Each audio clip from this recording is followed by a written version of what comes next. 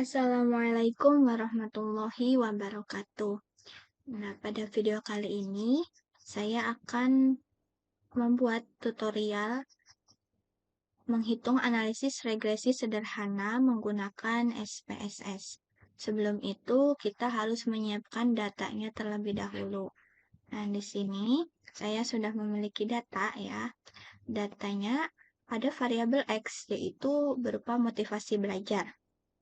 Dan variabel Y-nya atau variabel dependen itu hasil belajar. Ada 12 koresponden. Selanjutnya, kita bisa buka SPSS-nya.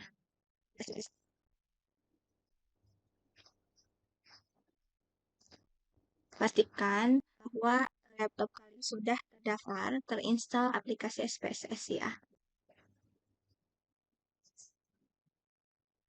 Oke, sebentar. Nah, ini kita alih saja. Ini kita alih saja.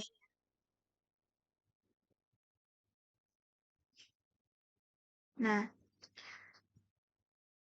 ini tampilan SPSS waktu kita buka aplikasinya. Nah, setelah itu kita ke variabel view terlebih dahulu. Kita klik variabel view, lalu isi bagian kolom name kita isi X, bagian kolom kedua itu isi Y.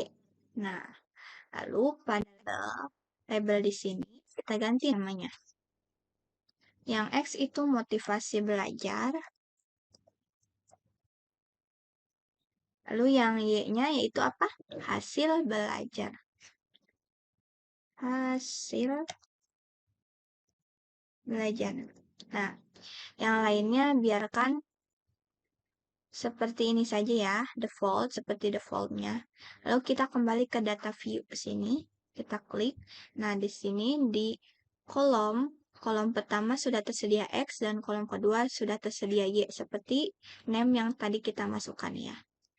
Lalu selanjutnya kita masukkan data-data yang telah kita miliki. Kita copy ya, kita copy dari sini.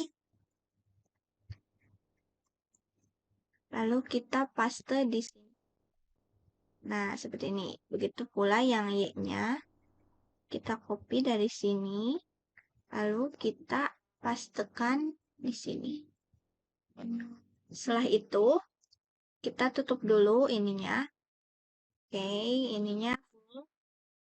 Oke. Nah, untuk menganalisis menggunakan regresi linear dengan SPSS, begini ya. Kita klik menu Analyze di atas sini, lalu klik Regression, lalu klik Linear. Oke, akan muncul bar seperti ini. Oke, kita masukkan variabel motivasi belajar X-nya masukkan ke Independence. Lalu hasil belajarnya kita masukkan ke kotak Dependence. Pastikan metodenya menggunakan metode Enter. Oke, lalu kita langsung saja klik OK. Nah, akan muncul seperti ini. Nah, ini output tentang analisis regresi linear. Ada tabel variable entered atau remove, lalu ada tabel model summary, ada tabel ANOVA, dan ada tabel koefisien. Setelah ini kita akan menginterpretasikan dari tabel-tabel yang ada di sini. Gimana caranya? Oke, kita buka. Nah, kita buka ini ya.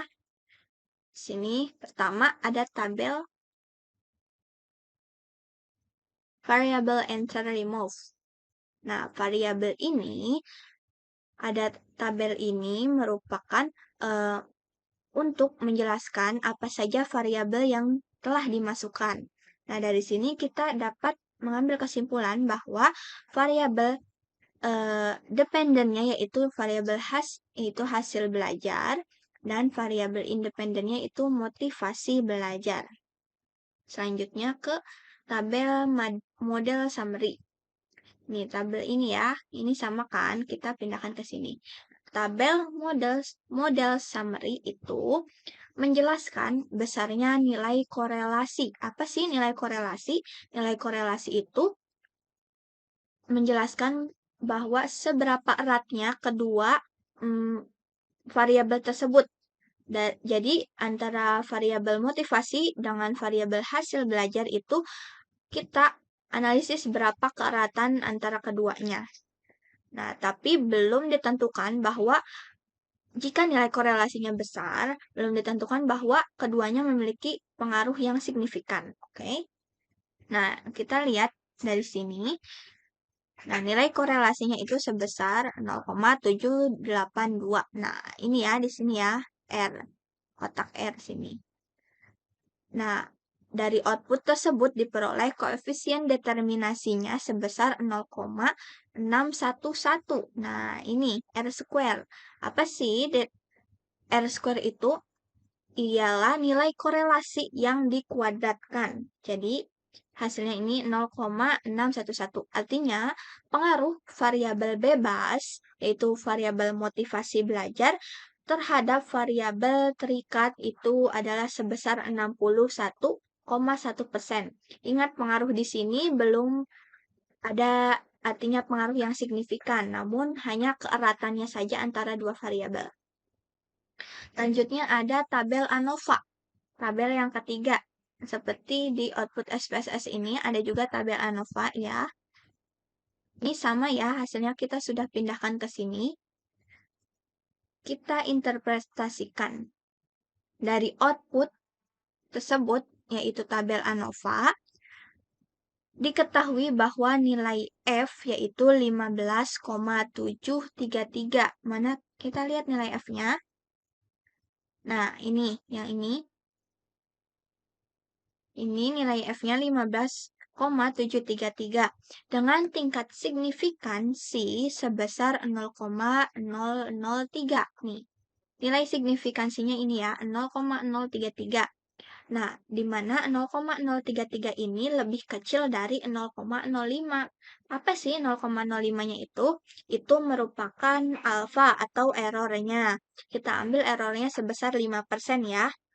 Nah, di mana jika nilai signifikansinya itu lebih kecil daripada nilai errornya, maka model regresi dapat dipakai untuk memprediksi variabel hasil belajar atau dengan kata lain, ada pengaruh variabel motivasi belajar terhadap variabel hasil belajar.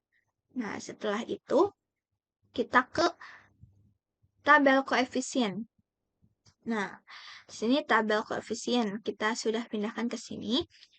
Diketahui nilai konstan A-nya, nilai konstan A itu ini, sebesar 27,650. Sedangkan nilai motivasi belajar B sebesar 0,789, sehingga persamaan regresinya dapat ditulis. Setelah kita tahu ya bahwa model persamaan regresi itu berbentuk Y sama dengan A plus BX. Nah, A-nya ini kan tadi nilai konstan. Sementara B-nya itu ini nilai motivasi belajarnya. Kita masukkan jadi Y sama dengan 27,650 ditambah 0,789 X.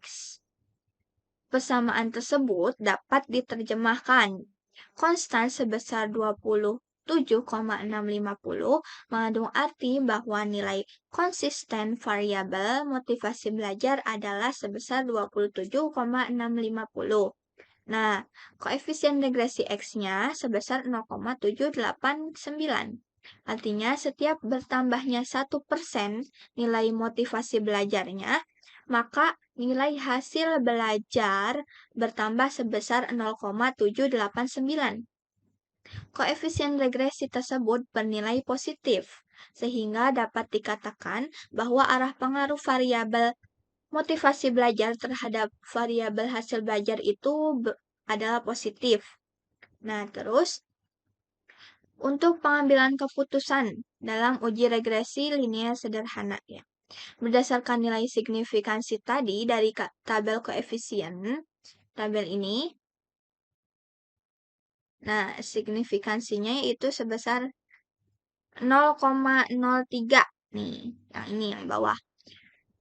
Seperti tadi, bahwa 0,003 itu lebih kecil daripada 0,05 atau errornya.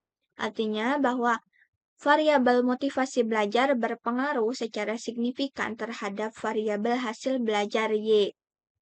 Selanjutnya, kita akan coba uji bukan menggunakan nilai signifikansi, namun uji menggunakan nilai T hitung dan T tabel. Berdasarkan nilai T dari tabel koefisien diketahui bahwa 3,967. Mana sih yang mana? Yang ini ya. Kita lihat nih yang bawah. Oke. Nah, yang ini. Lalu, ini lebih kecil daripada T tabelnya. T tabelnya berapa? 2,179. Sehingga dapat disimpulkan bahwa variabel motivasi belajar berpengaruh terhadap variabel hasil belajar. Dari mana kita tahu T tabelnya sebesar 2,179? Ada tabel, yaitu tabel T untuk kita mencari T tabel. Nah, di sini saya sudah sediakan ya. Nah, dilihat dari DF-nya. DF itu samaran respondennya. Nah, respondennya tadi kan 12. Kita yang titik 12 dulu, kita tarik 12. Nah, ininya errornya signifikan alfanya. Tadi alfanya kita ambil 0,05 ya. Errornya nih, kita ambil di sini. Kita tarik siku-siku. Oke, ke sini. Nah, hasilnya 2,17881. Begitu. Nah, sekian. Begitulah tutorial mencari analisis regresi sederhana menggunakan SPSS. Nah, kurang dan lebihnya mohon maaf. Saya ucapkan wassalamualaikum warahmatullahi wabarakatuh.